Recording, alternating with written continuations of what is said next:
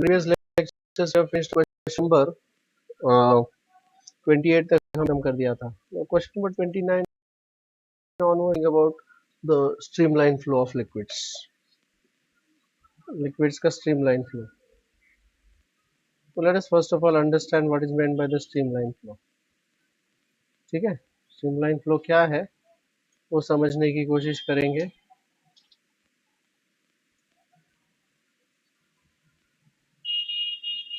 Basically the fluids which flow होते हैं, the fluids which flow, they have got a property of what is called as viscosity.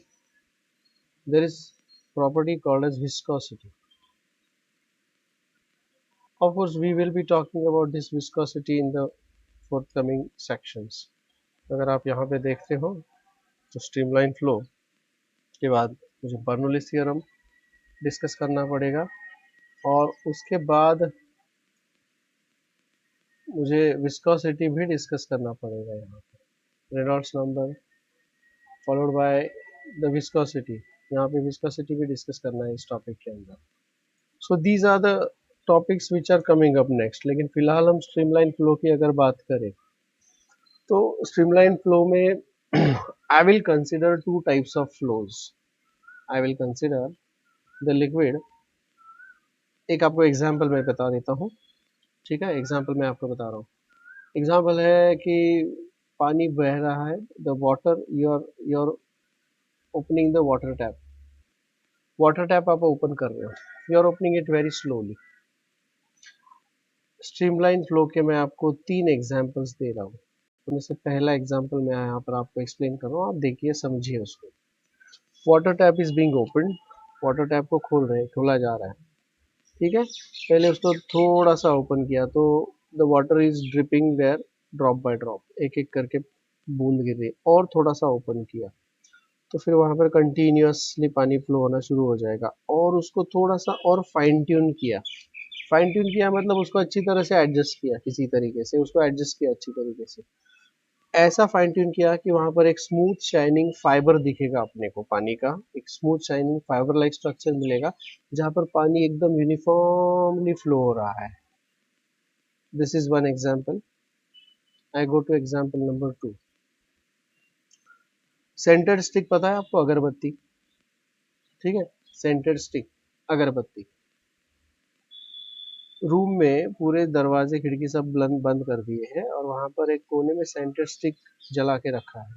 तो उसमें से जो धुआं निकलता है वो ऐसे कंटिन्यूअस धुआं निकलता है.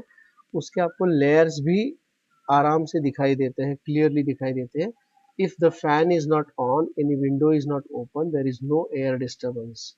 तो वहां पर वो जो smooth flow of that what you say scented stick से निकलने वाला जो धुआं है उसका जो कंटिन्यूअस और स्मूथ फ्लो होगा उसे हम कहेंगे स्ट्रीमलाइन फ्लो. जो वाटर टैप से कंटिन्यूअसली यूनिफॉर्मली फ्लो होने वाला एक शाइनिंग फाइबर लाइक उसका फ्लो दिखेगा उसे कहेंगे स्ट्रीमलाइन फ्लो. तीसरा एग्जांपल, पानी बह रहा है. पानी नदी का पानी कहीं से बह रहा है और वहां से बहते हुए पानी में कहीं पर एक पत्ता अटक गया है. कुछ तो किसी चीज में अटक गया है, पत्ता या लकड़ी का टुकड़ा है जो ऐसे अटक गया है यहाँ पे. तो इसके आजू बाजू फ्लो होने वाला पानी जो है वहां पर आपको ऐसे लाइंस दिखते हैं. Do you get to see this kind of lines there? Say yes और no. This kind of structure is called as, this kind of flow is called as streamline flow. ये सिर्फ तभी दिखने को मिलेगा when the water is flowing very smoothly, silently, orderly nature का flow जो होता है. Okay, so this kind of flow is called a streamline flow. So what conclusions we can draw from this? Streamline flow is a uniform flow, it's an orderly flow. ठीक है, uniform flow. Scented matchstick जो होता है, scented stick जो होता है वहां से उसका जो धुआं होता है वो भी एकदम कंटिन्यूअसली उसके लेयर्स आपको दिखाई देते हैं. इसका मतलब कि कोई भी एक पॉइंट ले लो आप, इस फ्लो पैटर्न का कोई भी एक पॉइंट ले लो, वहां का जो भी कुछ वेलोसिटी है वो वेलोसिटी कांस्टेंट रहेगा अभी भी, और 2 सेकंड के बाद भी, 5 सेकंड के बाद भी कांस्टेंट रहेगा, कुछ 1 घंटे के बाद भी. That means the velocity eight is constant eight the given point. Velocity is constant at given point, at given point all the while, all the while. यहाँ पर भी यहाँ का जो वेलोसिटी है वो कांस्टेंट रहेगा, इधर का वेलोसिटी है वो कांस्टेंट रहेगा, उसका डायरेक्शन और उसका मैग्नीट्यूड सेम रहेगा, यहाँ का वेलोसिटी उसका डायरेक्शन सेम रहेगा. ओके. और ये जो ऐसे लाइंस दिखते हैं इसी को कहते हैं stream lines. These lines are called as stream lines. ये जो लाइंस है इन्हीं को कहते हैं stream lines. What are these stream lines indicating? Stream lines are indicating कि यहाँ का हर एक पॉइंट का जो वेलोसिटी है वो कांस्टेंट होता है. इस तरह का जो फ्लो होता है इसको कहते हैं स्ट्रीमलाइन फ्लो, और it is also called as laminar flow. Laminar flow. Is this clear? अब मैं इसका आगे का हिस्सा बताऊंगा. ये जो टैप वाटर की बात हो रही थी ना, टैप वाटर की बात हो रही थी, हम जो बात कर रहे थे, उस टैप वाटर को अभी मैंने सडनली पूरा का पूरा खोल दिया. सडनली खोल दिया तो वहाँ का जो फ्लो होता है वो पूरा ऐसे मिक्स्ड होता है, जैसे एकदम किसी भी पॉइंट का वेलोसिटी कुछ भी होगा.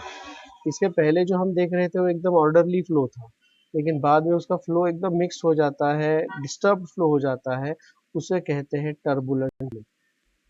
वो कहते हैं टर्बुलेंट फ्लो. Turbulent flow. ये जो मैच स्टिक का धुआं है, मैच स्टिक का धुआं है, उसको अगर हम बीच में डिस्टर्ब करेंगे, उसको ब्लो करेंगे फैन से, तो ये पूरा का पूरा धुएं का पैटर्न जो था वो डिस्टर्ब हो जाएगा. That is called as turbulent flow. यहाँ पर अगर मैं दूर से कोई पत्थर फेंक देता हूँ तो ये सारे स्ट्रीम लाइंस डिस्टर्ब हो जाएंगे. पत्थर फेंक देता हूँ यहाँ पे तो that will get disturb. So turbulent flow, how do you describe this flow? This is called as non uniform flow. हम इसे क्या कहते हैं? Non uniform flow. और we also call this as, we also call this as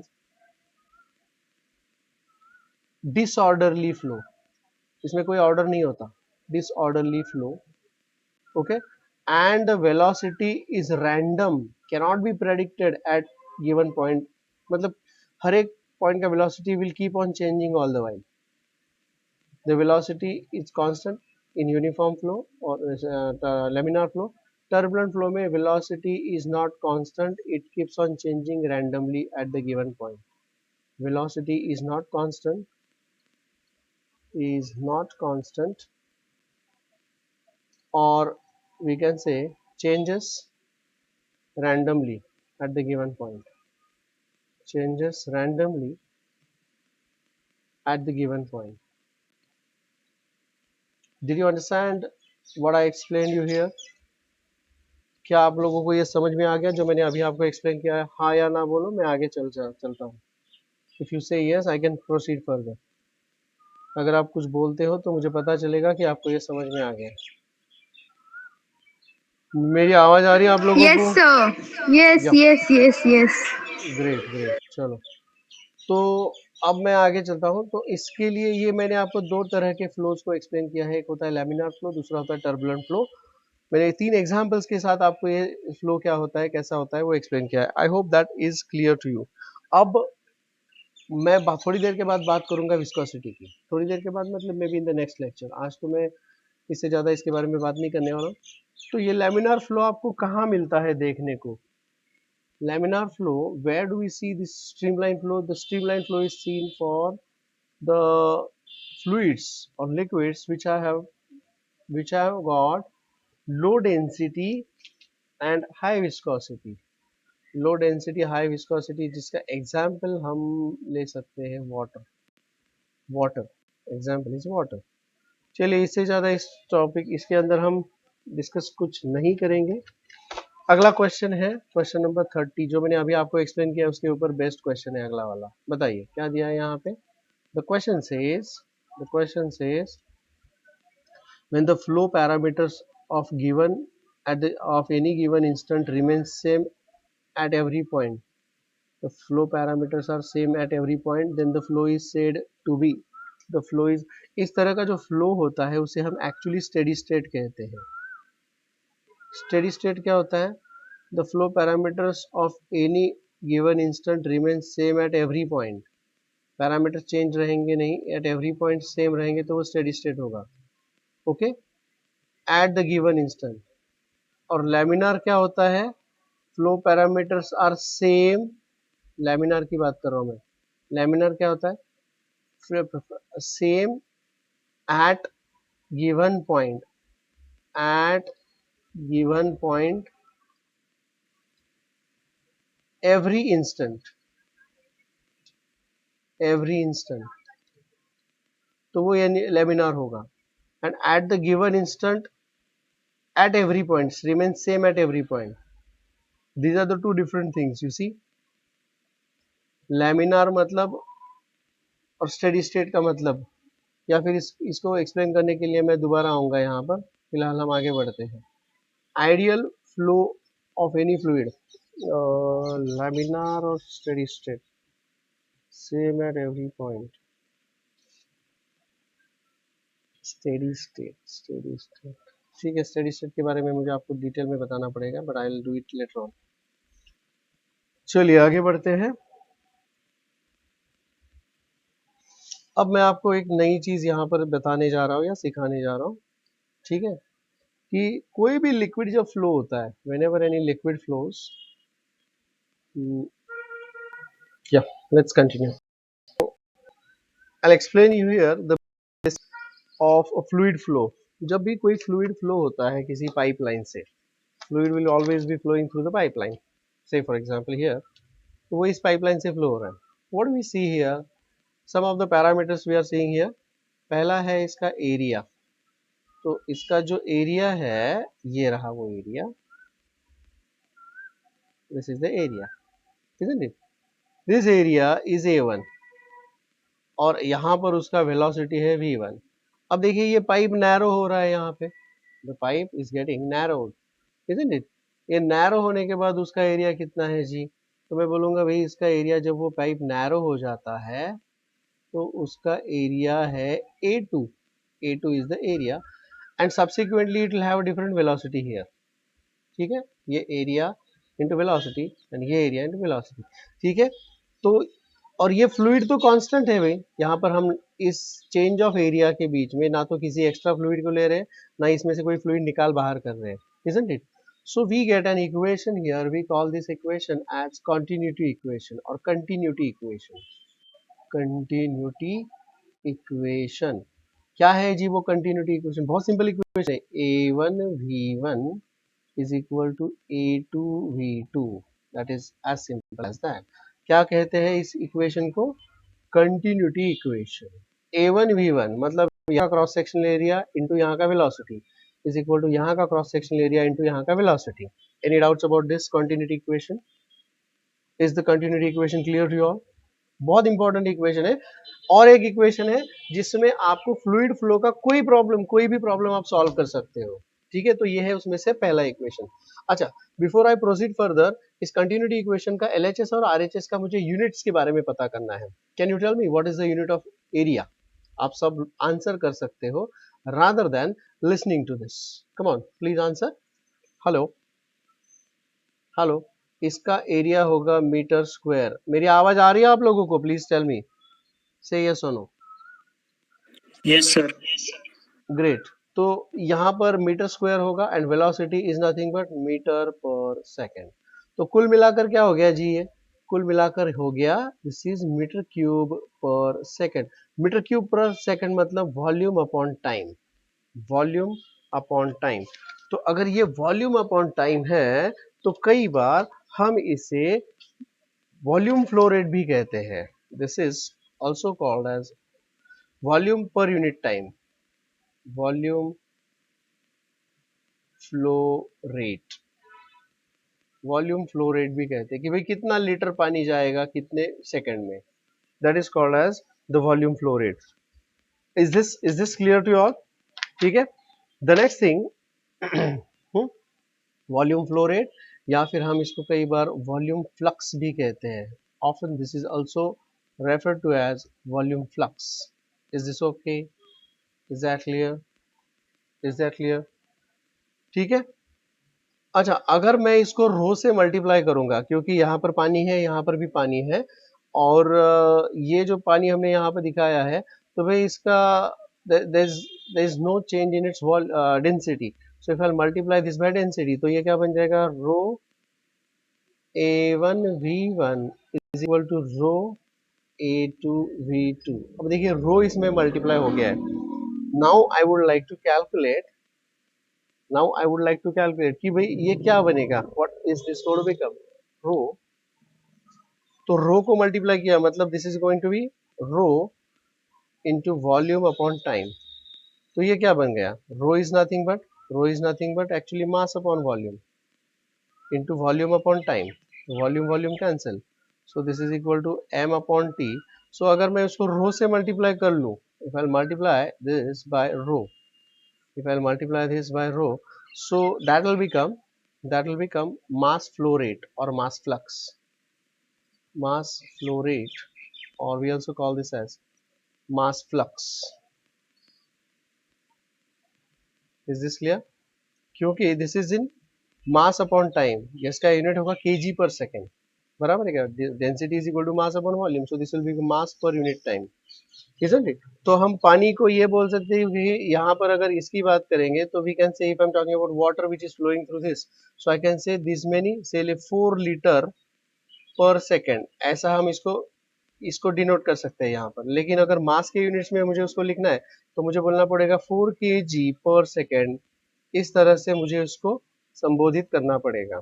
Is this clear to you all? Any doubts about that? So this is the first equation called as continuity equation. यहाँ पर मैंने आपको basics continuity equations के बता दिए हैं. Is that okay? Is that clear? Is this so clear?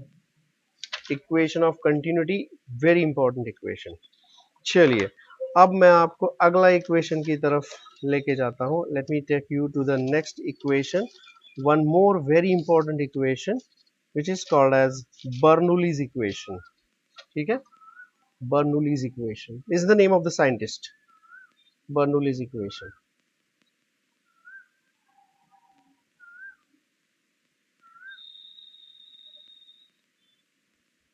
Bernoulli's equation. और ये दो इक्वेशंस अगर आप अप्लाई करते हो तो फ्लूइड का कोई भी प्रॉब्लम, फ्लूइड फ्लो का कोई भी प्रॉब्लम आप बहुत आसानी से सॉल्व कर सकते हो. ओके, बर्नौलीज इक्वेशन देखते हैं क्या इक्वेशन है ये. तो बर्नौली क्या बोला कि भाई जब भी ऐसा कुछ when we are carrying some fluid, कोई फ्लूइड या लिक्विड जा रहा है, ठीक है, इसके लिए मैं एक डायग्राम लेना चाहूंगा from our textbook. I like to take one diagram from our textbook. Bernoulli's equation के लिए ये डायग्राम मैं लेना चाहूँ. Let us consider this diagram for understanding the Bernoulli's equation.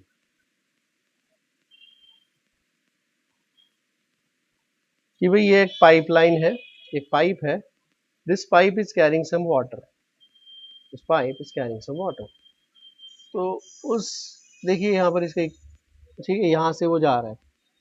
अब यहाँ पर इसके अंदर पानी जा रहा है और वो पानी यहाँ से बाहर आ रहा है. This is the direction of the flow. तो this point I am going to call this as point, this point I am going to call this as point 1, and यहाँ का जो पॉइंट है उसको मैं बोलूँगा पॉइंट 2. तो यहाँ से वहाँ जाते समय यहाँ का पानी का प्रेशर है से P1, इसका हाइट है H1, ओके, वेलोसिटी है V1, एरिया है A1, एटसेट्रा एटसेट्रा एटसेट्रा, और यहाँ का भी वैसे ही होगा. तो इधर से पानी ऊपर ऊंचाई पर जा रहा है तो उसके प्रेशर में फर्क होगा, उसके काइनेटिक एनर्जी में फर्क होगा, उसके वेलोसिटी में फर्क होगा. देखते हैं क्या क्या है. तो बर्नौली बाबा ने क्या बताया, बर्नौली बाबा ने बताया कि पानी जो किसी भी इसके अंदर फ्लो होता है तो देयर आर 3 थिंग्स. एक है pressure into volume which is called as PV. The energy is available in 3 forms. 3 form में एनर्जी अवेलेबल होता है. पहला फॉर्म होता है P into V, that is pressure into velocity या pressure into volume, PV, pressure into volume. दूसरा होता है potential energy form of energy, and तीसरा होता है kinetic energy. And ये तीनों के तीनों किसी भी फ्लूइड फ्लो के लिए, for non compressible fluid flow, for non compressible fluid flow,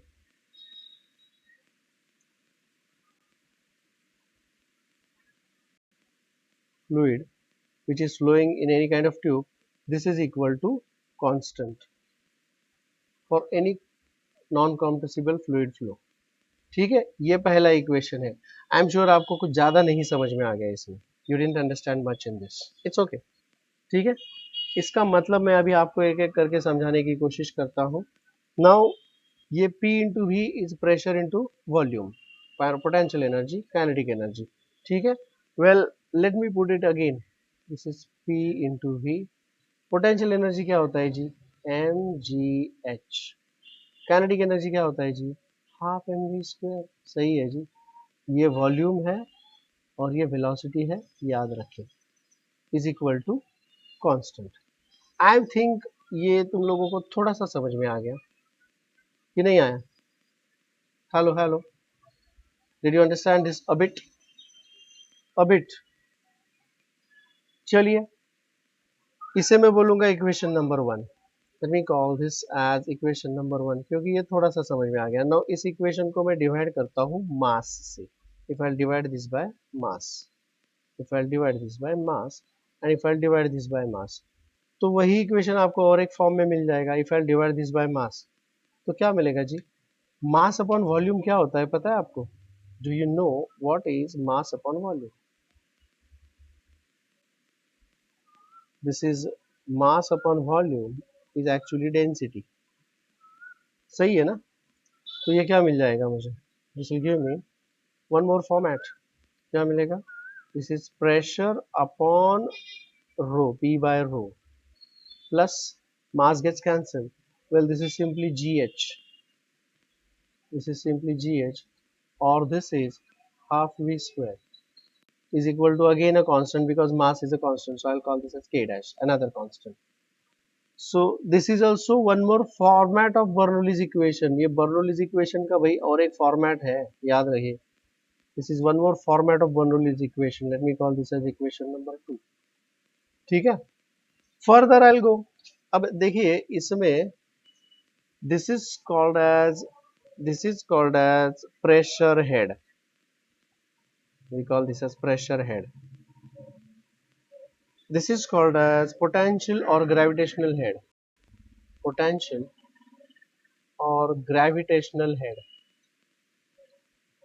And this is called as velocity head. क्या कहते हैं जी इसको? Velocity. So sum of all these three things, pressure head, potential or gravitational head, or velocity head is constant. Well, the velocity head is obtained because of the kinetic energy. Potential or gravitational head is obtained because of the potential energy, and pressure head is obtained because of the pressure energy. Is this clear? चलिए, अब इसे मैं और एक बार G से divide करता हूँ. I'll divide this again by G. इसको भी मैं G से डिवाइड कर लूँ और इसे भी अगर मैं G से डिवाइड करूँ, G is a constant by the way, so इसको भी अगर G से डिवाइड कर लूँ थ्रू आउट, तो मुझे क्या मिल जाएगा देखते हैं. So this will give me P upon rho G plus H plus V square upon 2G is equal to another constant K double dash. Now this is one more format of Bernoulli's equation. देखिए एक ही equation अलग अलग format में या form में use किया जाता है. तो ये तीन इक्वेशन के अभी तक मैंने फॉर्मेट्स दिखे. Any doubts about this to your? Please tell me whether this is clear. Hello hello hello, this is okay? Hello. चलिए, और एक तरीका है इसको ये करने लिखने के लिए. there's one more yet another way of writing this Bernoulli's equation. मैंने यहाँ पर मास से डिवाइड किया है. अब what I'll do here is इस इक्वेशन को मैं यहाँ पे लिखूंगा डिवाइड बाय वॉल्यूम. वॉल्यूम से अगर इस इक्वेशन को हम डिवाइड करेंगे तो क्या मिलेगा? यहाँ पर मास से डिवाइड किया, अब मैं वॉल्यूम से डिवाइड करूंगा. ठीक है, instead of mass I will divide it by volume. तो क्या मिलेगा? दिस इज P, क्योंकि वॉल्यूम अपन वॉल्यूम चला गया. or no? Yes or no? Isn't it? This is PV plus, चलिए आपको मैं लिख के ही बता देता हूँ, plus mgh plus half v square mv is equal to k. And now I'll divide this by volume. I'll divide this by volume. I'll divide this by volume. Divide this by volume. चलिए क्या मिलेगा इससे? What is this going to give me? Well, this will give me VV gets cancelled, so this is P. अब देखिए ये जो volume यहाँ पर आएगा, what is this? Mass upon volume is actually rho ना, density. तो ये बन जाएगा rho GH, and this is again mass upon volume, which is rho V square. So this is half rho V square is equal to another constant K double dash K dash whatever. Is this clear to you all? So this is one more form or format of Bernoulli's equation number 4. एक ही equation को मैंने अलग अलग तरीकों से लिखा है जी.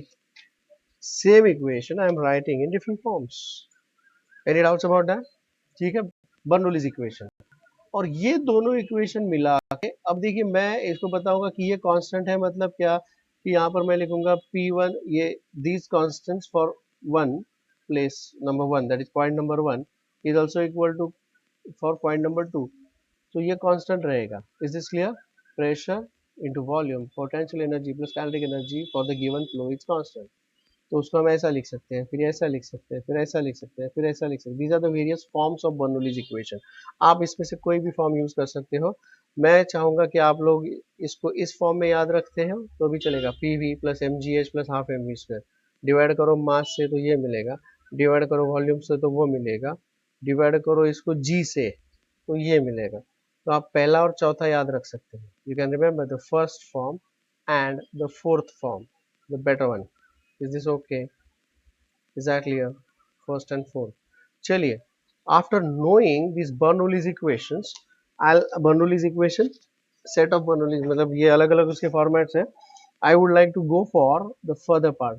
उसके अगले हिस्से पर हम चलना शुरू कर देते हैं. आई टॉक अबाउट क्वेश्चन नंबर 32, 33. ये सारे क्वेश्चंस बर्नौलीज इक्वेशन पर आधारित है. चलिए शुरू करते हैं. Are you all there? How many of you are there? मेरी आवाज आ रही है सबको? Yes, sir.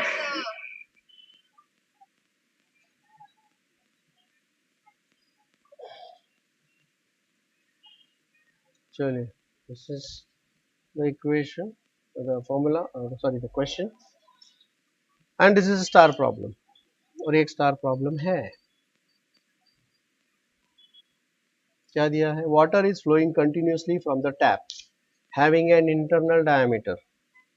वाटर है तो उसका internal diameter, the water velocity as it leaves the tap is this. The diameter of the water stream at a distance this below the tap, water stream below the tap is.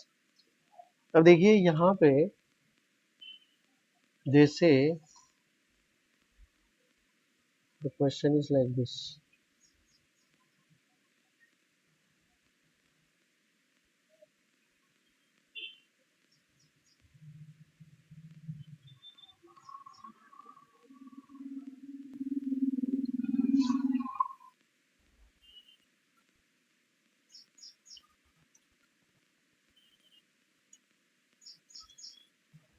The water tap. जैसे यहाँ से पानी निकल के नीचे आ गया और जैसे ही पानी नीचे आ रहा है, जैसे the water is coming out from here, पानी यहाँ से नीचे आ रहा है, ठीक है ना?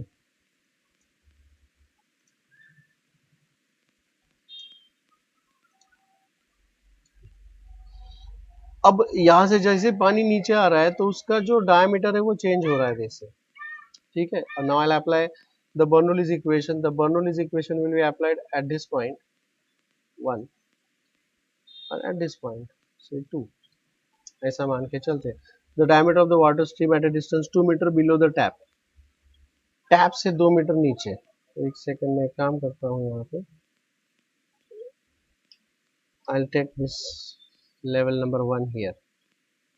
अच्छा, इन दोनों में कितना डिस्टेंस है भाई? h is equal to 2 metre. 2 into 10⁻⁻1 metre ऐसा बताया गया है।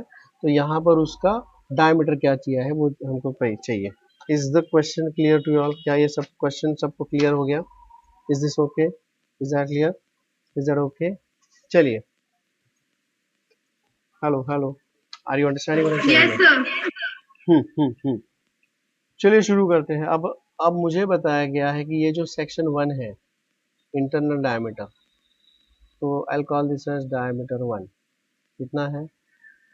8 इंटू 10⁻³ मीटर।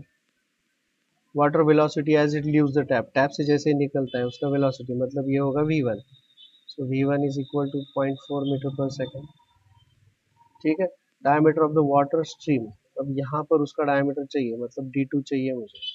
ग्रेट, ठीक है। और ये h दिया है मुझे। बाय द वे, यहाँ से जब पानी इधर आता है तो दोनों का प्रेशर सेम होगा। I will say by Bernoulli's equation, by Bernoulli's equation, Bernoulli's equation अगर मैं अप्लाई कर लूँ, I will apply any of this equation, कोई भी इक्वेशन से। आई विल अप्लाई थर्ड वाला इक्वेशन। ये थर्ड वाला इक्वेशन अगर मैं अप्लाई कर दूँ, कोई भी इक्वेशन में कर सकता हूँ अप्लाई, आपको जो चाहिए वो। तो वो इक्वेशन के लिए मैं क्या लिखूंगा पता है? आई विल से P1 row G1 H1 V1 is equal to P2 upon row G2 plus H2 plus V2 square upon 2G। अब देखिए ऐसा है कि यहाँ का प्रेशर और यहाँ का प्रेशर कोई फर्क नहीं है इसमें। There is no change in the pressure involve. यहाँ का पानी का प्रेशर और यहाँ का पानी का प्रेशर, इसमें कोई भी फर्क नहीं है। सो व्हाट आई से हियर इज ये P1 is equal to P2 होगा, जिसके कारण दिस गेट्स कैंसल। अब H1 और H2 की बात करते हैं। H1 मैं ऐसा कंसिडर करूंगा कि this is our reference level, ये हमारा रेफरेंस लेवल है जहां पर height H2 is equal to 0। तो H1 का हाइट कितना आएगा जी? H1 का हाइट आएगा ये, दिस इज H1, क्योंकि ये 0 लेवल पे होगा। तो यहाँ पर H1 के जगह पर मैं लिखूंगा 2 इंटू 10⁻⁻1 प्लस, यहाँ का वेलोसिटी मुझे ऑलरेडी पता है 0.4। 0.4 मतलब 4 इंटू 10⁻⁻1 होता है जी। तो उसका स्क्वायर कितना होगा? 4 4 the 16 into 10⁻² divided by 2 into G, ठीक है, इज इक्वल टू H2। तो H2 इज ऑलरेडी 0 प्लस यहाँ का वेलोसिटी मुझे चाहिए, तो आई विल से this velocity is v2 square upon 2g। चलिए इसको सिंप्लीफाई करने की कोशिश करेंगे। तो ये बन जाएगा I multiply through out by 2g, multiply through out by 2g। तो ये क्या बन जाएगा? 2 2 ज़ा 4, 4 into g, g I take it as 9.8 into 10⁻⁻1 मतलब अपॉन 10 हो जाएगा, इज इक्वल टू, ये 2g gets cancel, is equal to नहीं होगा, ये क्या होगा? Plus 16 into 10⁻² is equal to v2 square. यहाँ से मुझे v2 स्क्वायर मिल जाएगा। कितना आएगा जी? This will become v2 square is equal to 0.16 plus, if I multiply this, या तो फिर मैं इसको 10 ही ले लूँ अप्रोक्सीमेशन के लिए, और ये कैंसिल हो जाएगा। सो this is plus 4, so this is basically 4.16 which is basically 400 into 10⁻²। और इसका अगर हम स्क्वायर रूट ले लेते हैं, अप्रोक्सीमेटली मैं इसको 400 लिख दिया ना इसको, तो इसका स्क्वायर लेंगे तो v2 इज इक्वल टू, इसका स्क्वायर रूट आएगा 20 इंटू 10⁻⁻1, मतलब अप्रोक्सीमेटली 2 मीटर पर सेकेंड आएगा। ये है velocity v2। I got this velocity. अब मैं अगला इक्वेशन यूज करूंगा by continuity equation. Continuity equation क्या बोलता है, a1 v1 is equal to a2 v2। ठीक है, यहाँ का area into velocity is equal to area into velocity here.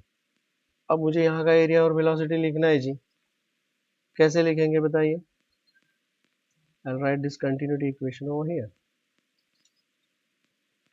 by using the continuity equation. I'll write it over here. बताइए क्या होगा, by using the continuity equation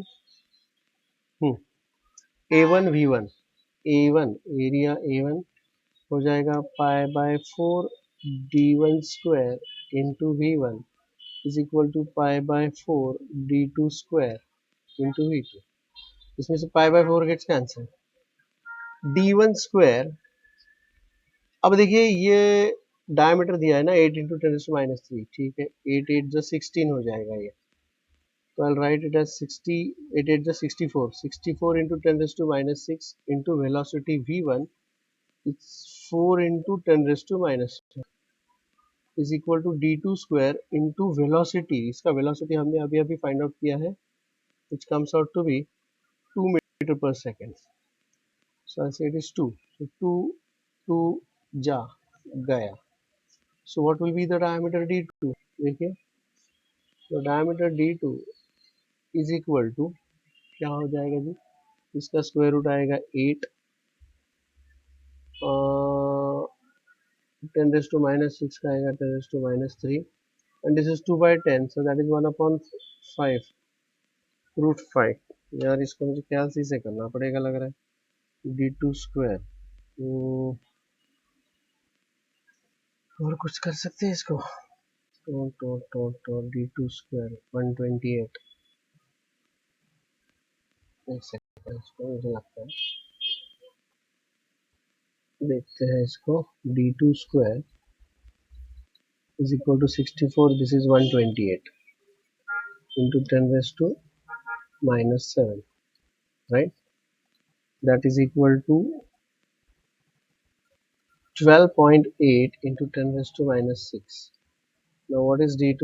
d2 is ये 3 point something something होगा, देखो क्योंकि 3 का स्क्वायर 9 होता है and 4 का स्क्वायर 16 होता है, so this is in between, so I can say this is 3.5 के नजदीक होगा into 10⁻3 meter। This will be the diameter। Is that matching with any of the answers? Yes it is, it is D is the answer here, 3.6 into 10⁻3, so D is the answer। Any doubts about this? And no doubt this is a star problem। Is this okay? Hello, is that clear to you all? पता नहीं समझ में आ गया आप लोगों के?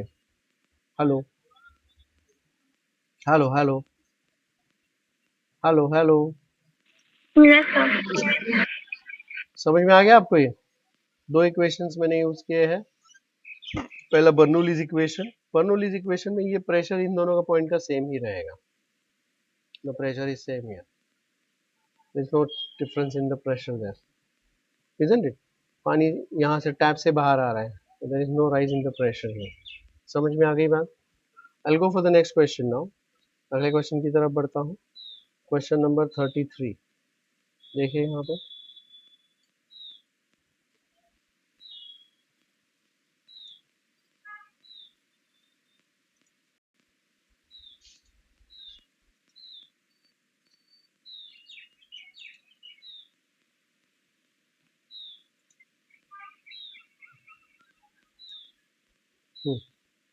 जी क्या दिया है यहाँ पे,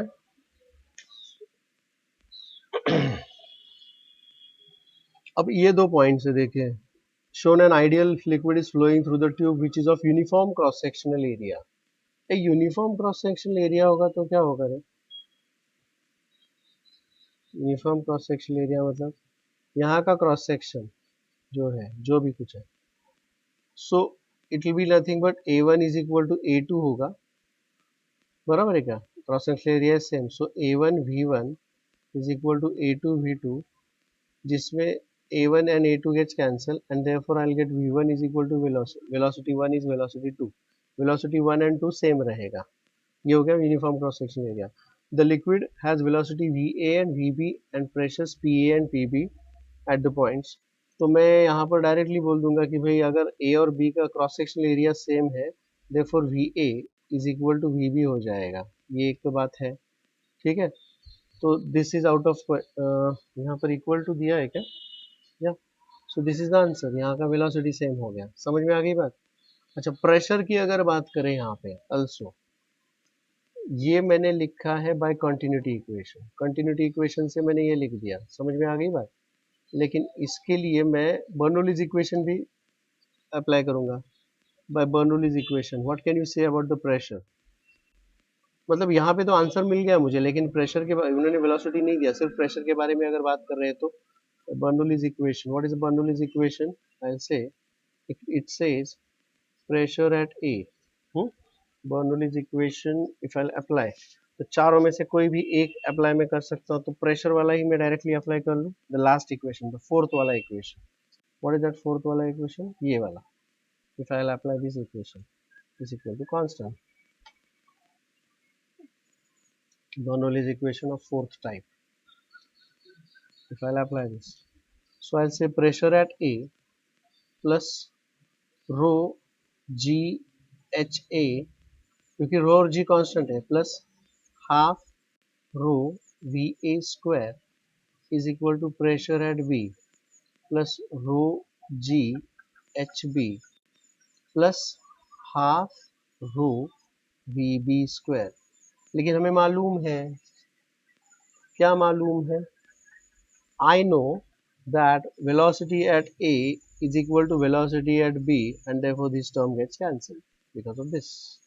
Yes or no? So अब अगर मैं ऐसा मान के चलूँ, क्योंकि आपको जो रेफरेंस लेवल लेना होता है आप कहीं पे भी ले सकते हैं. So if I take this as the reference level, अगर ये आप लेते हो HB, if I say here that height of B is equal to 0, तो हाइट ऑफ ए जो होगा इट इज समवट h ना, ऐसा कुछ तो भी है. तो इसको अगर मैं 0 बोल दूं HB को, व्हाट यू गेट देयर, ये रेफरेंस लेवल में ले सकता हूँ, ठीक है. Then the pressure at A plus H rho G, H A rho G is equal to pressure at B. मतलब यहाँ का प्रेशर है वो इधर के प्रेशर से ज्यादा है. कितना ज्यादा है? Equal to the pressure exerted of the liquid column. H rho G आ गया ना, isn't it? So pressure at B is more than pressure at A. Pressure at B इन्होंने less than दिया है, तो ये आंसर नहीं होगा. This would have been the answer. So this is the relation between the pressure and this is the relation between the velocities. Is this clear to you all? Is this okay? क्या ये सबको समझ में आ रहा है? Hello hello hello. पता नहीं, आप लोग हाँ बोलोगे तो समझ में आएगा, फिर मैं आगे जाऊंगा. Yes, yes, yes. So, good good good. शाबाश शाबाश शाबाश. चलिए अगले क्वेश्चन की तरफ बढ़ते हैं. I'll go for the next question. So this is an interesting question. बहुत अच्छा क्वेश्चन है ये, देखते हैं. चलिए क्या दिया है. स्टार बार तो है नहीं, लेकिन फिर भी अच्छा क्वेश्चन है. It's not a star or something. This is a question of the type formula substitution answer. इस तरह का ये क्वेश्चन है, फॉर्मूला सब्स्टिट्यूशन आंसर, इस टाइप का क्वेश्चन है. चलिए देखते हैं. एन आइडियल फ्लूइड, मैंने जैसे आपको बताया कि कोई भी क्वेश्चन होगा फ्लूइड फ्लो के बारे में तो आपको वो Bernoulli's equation and continuity equation, ये दो इक्वेशन यूज करके सॉल्व होता है वो question. An ideal fluid flows through the pipe of circular cross section made up of two sections with diameters,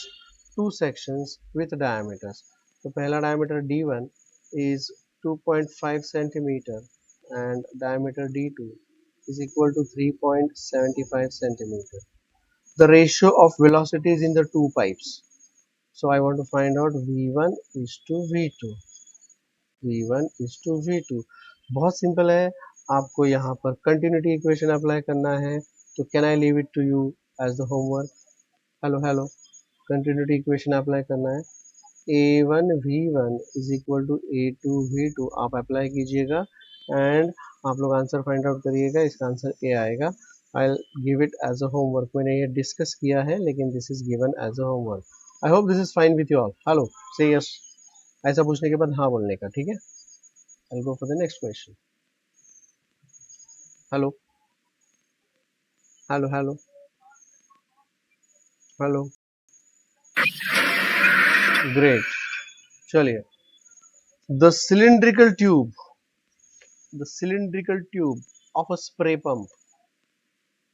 अब देखिए यहाँ पर एक cylindrical tube है.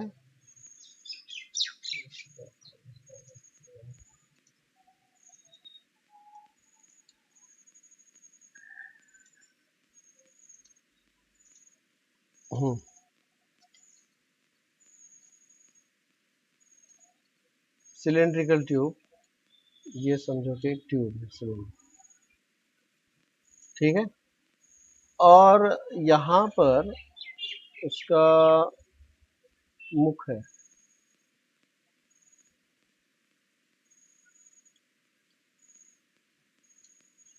ठीक है? And this is basically comprising of number of holes. ये स्प्रे पंप है बेसिकली, ऐसा वाला क्वेश्चन है, ठीक है? The cylindrical tube of a spray pump has a cross section of, तो यहाँ का क्रॉस सेक्शन मुझे बताया गया है जी, this cross section A1 is equal to 6 centimeter square, one of which has 50 holes. तो इधर नंबर ऑफ होल्स कितने हैं? 50. Each of diameter 1 millimeter. इसका डायमीटर कितना है जी? D2 1 millimeter. Isn't it? If the liquid flow inside the tube is 1.2 meter per minute, ये unit क्या है वो मुझे आप प्लीज बताइए. This is 1.2 metre per minute. Liquid flow is 1.2 meter per minute. Can you explain me what is this 1.2 meter per minute? ये क्या है 1.2 मीटर पर मिनट? ये क्या है? 3 बार पूछा है मैंने आपको, ठीक है? Then the speed of ejection of the liquid through the hole is, अरे यार मीटर पर मिनट है मतलब ये वेलोसिटी है. This is 1.2 metre and minute मतलब 60 सेकेंड्स. समझ में आ गया? So this is 12 upon 600, that is equal to 1 upon 500 meter per second. This is the velocity here. So ये है velocity 1. This is section 1 and this is section 2. बराबर है क्या? And they are asking यहाँ से जो बाहर liquid eject हो रहा है उसका velocity मतलब v2 पूछा है उन्होंने. तो I'll say very simple, a1 v1 is equal to a2 v2.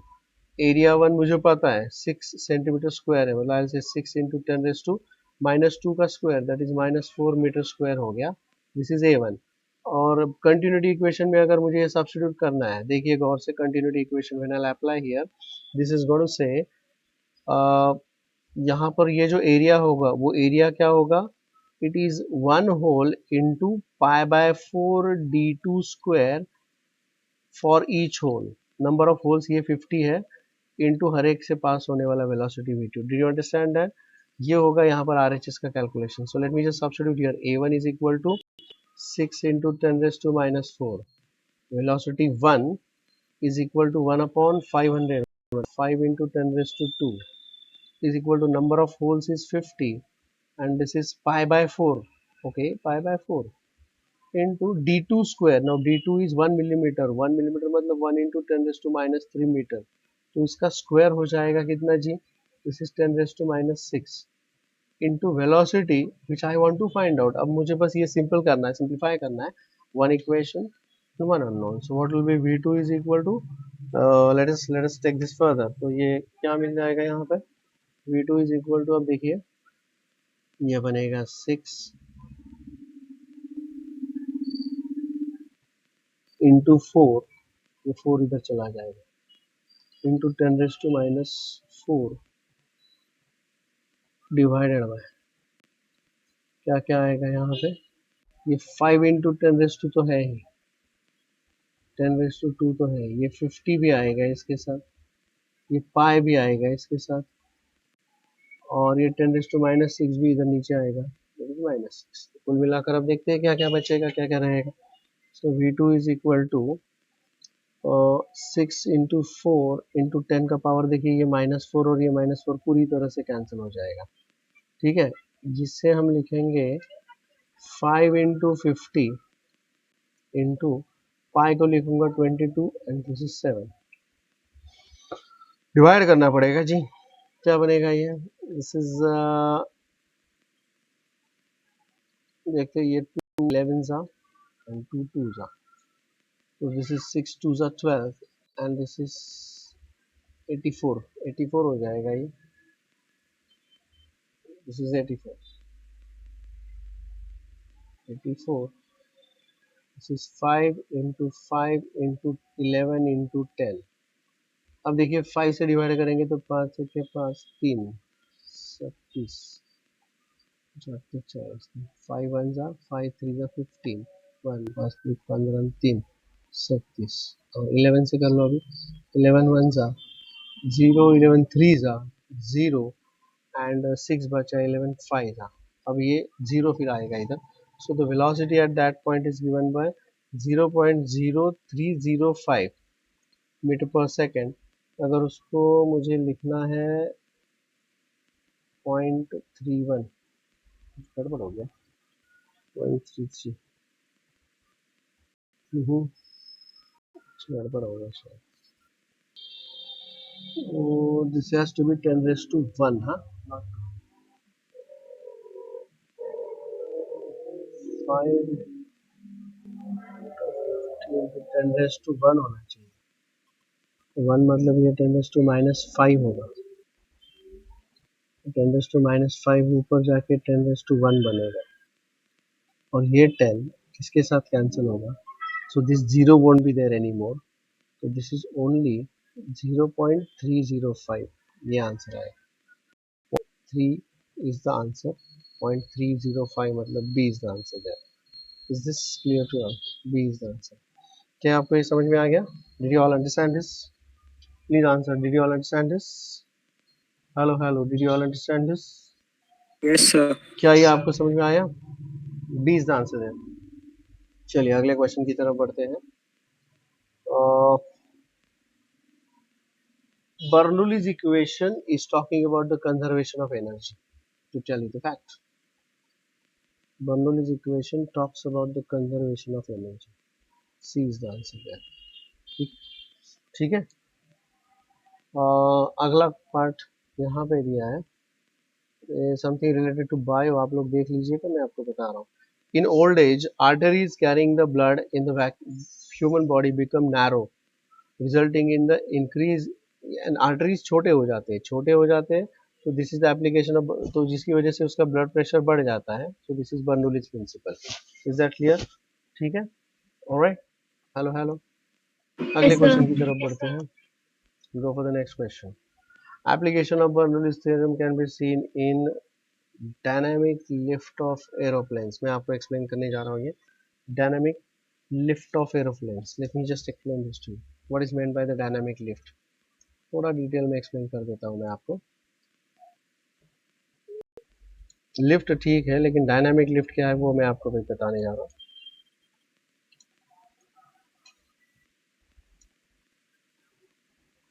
देखिए, अब गौर से देखिए यहाँ पे, let's talk about the aeroplane की अगर मैं बात करूँ, let's say this is the aeroplane.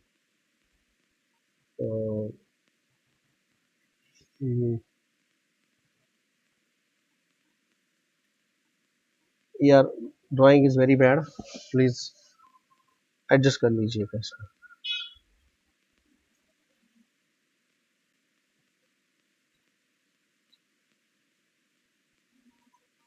ठीक है, I am talking about the particular wing. This is the aircraft which is travelling. Aircraft की अगर बात करें तो I talk about a particular wing.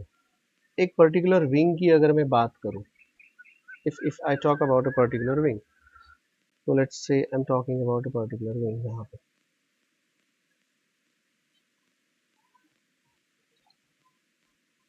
इसकी अगर मैं बात करूं, ठीक है। तो this is the top side of the wing, ये है विंग का टॉप साइड, और ये है विंग का bottom side. This is the bottom side of the wing, ठीक है।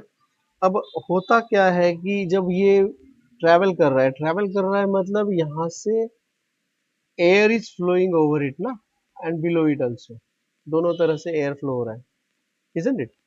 तो होता ऐसा है कि यहाँ से फ्लो होने वाला जो एयर है इसका वेलोसिटी v1, और नीचे से फ्लो होने वाला जो एयर है उसका वेलोसिटी v2।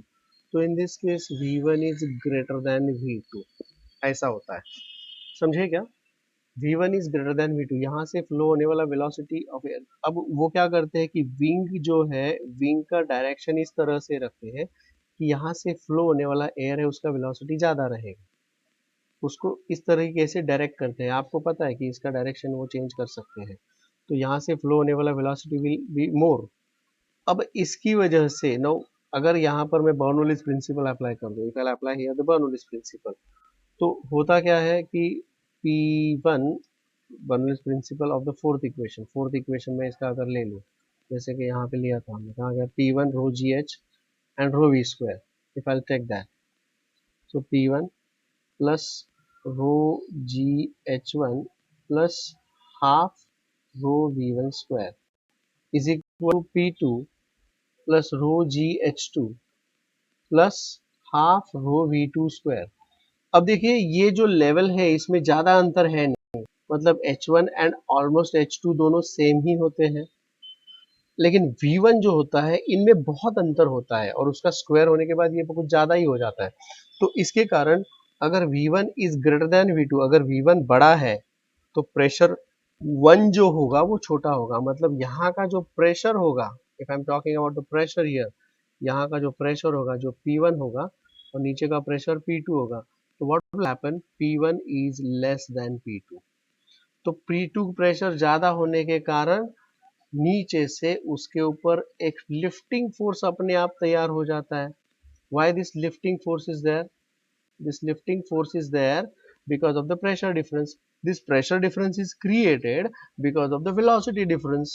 Okay, ऊपर से फ्लो होने वाला टॉप साइड का एयर का वेलोसिटी ज्यादा है, नीचे का वेलोसिटी कम होगा, जिसकी वजह से pressure P1 will be less than P2।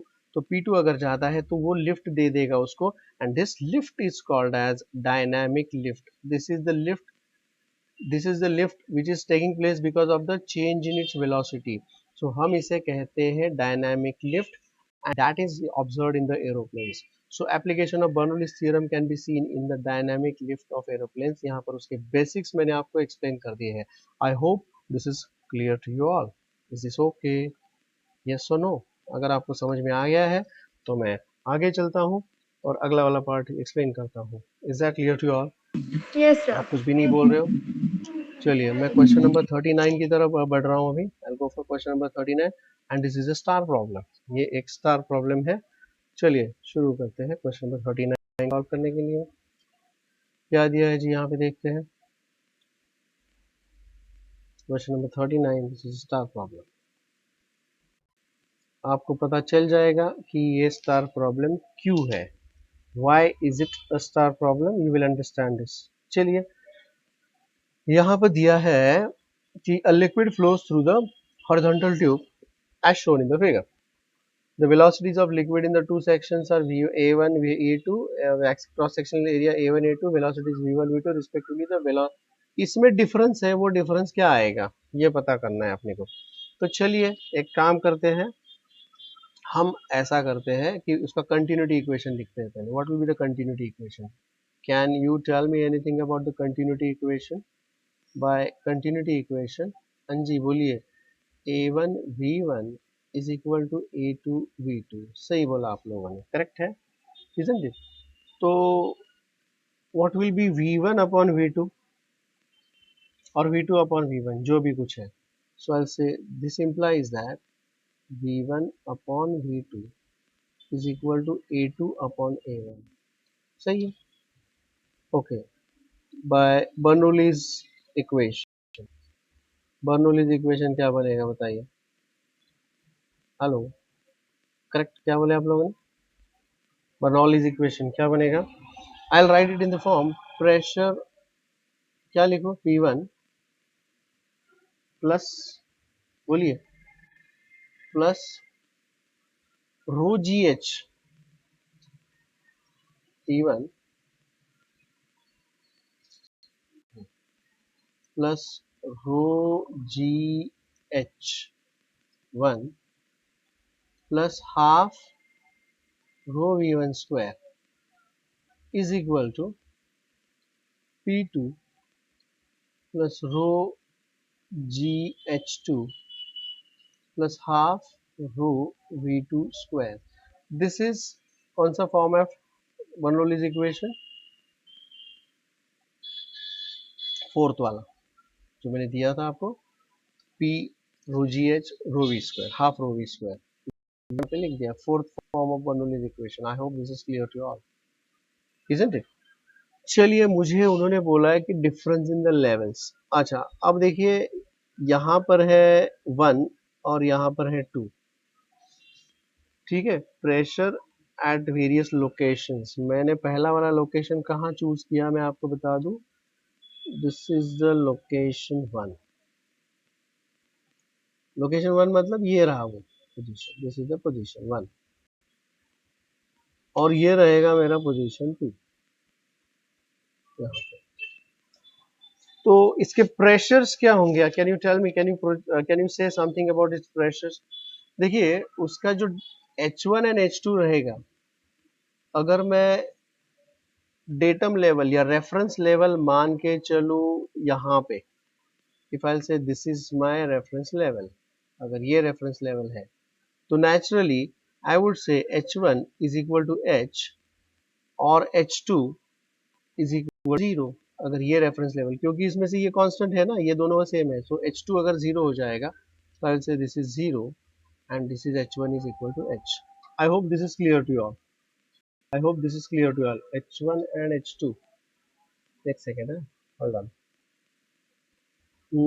नहीं, सुनिए सुनिए एक मिनट, हाँ, H1 H2 ऐसा करना पड़ेगा मुझे, मैं उसको करेक्ट कर लेता हूँ।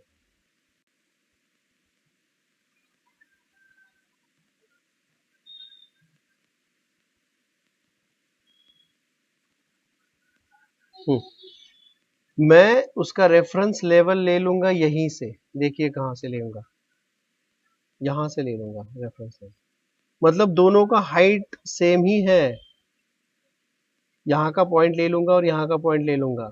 आई विल निगलेक्ट दिस, ये क्यों फर्क आएगा, क्योंकि उसका प्रेशर अलग है, इसलिए ये फर्क आएगा। Please understand what I am trying to say here, ठीक है।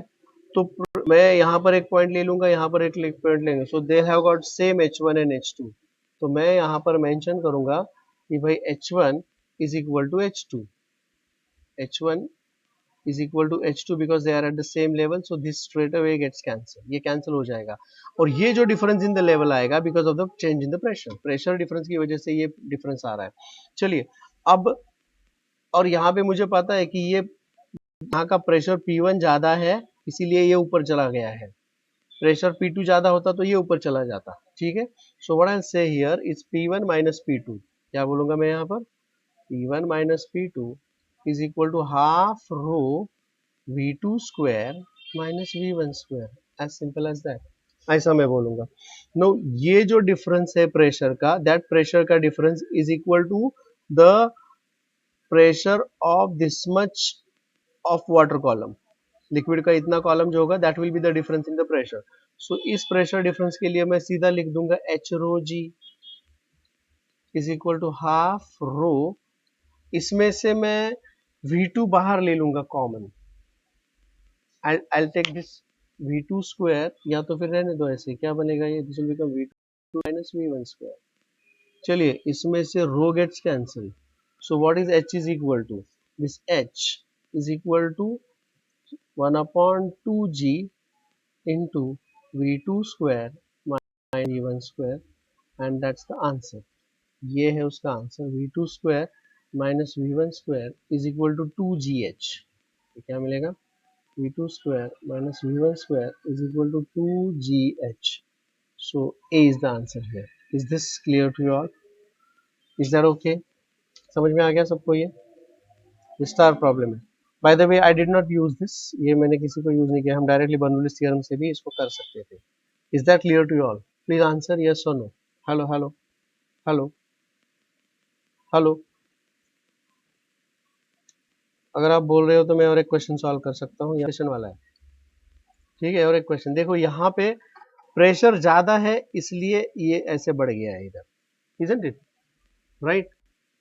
ऐसा इन्होंने दिया है, प्रेशर इस तरह का यहाँ पे दिया हुआ है.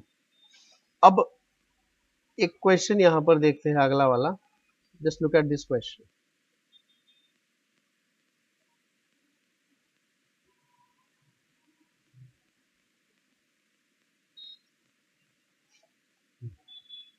ये देखिए question number 40. Which of the following figures shown below is correct regarding the steady flow of non-viscous fluid, non-viscous liquid? ठीक है, देखो यहाँ पर इसका वेलोसिटी जो है वो चेंज होगा because of this H thing.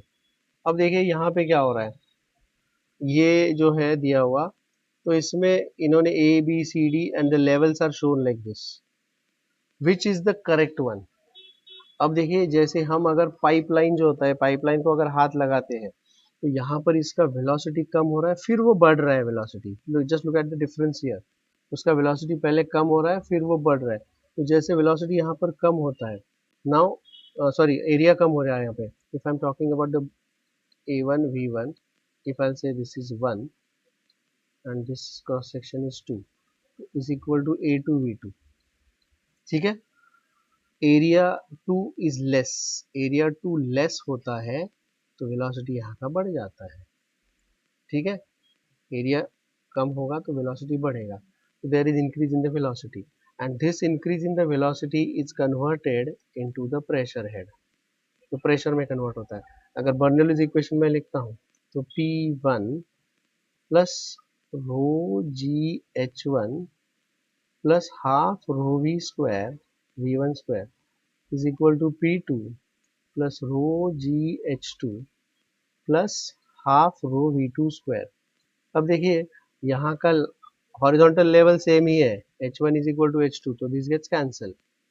ठीक है, लेकिन इधर का वेलोसिटी बढ़ गया.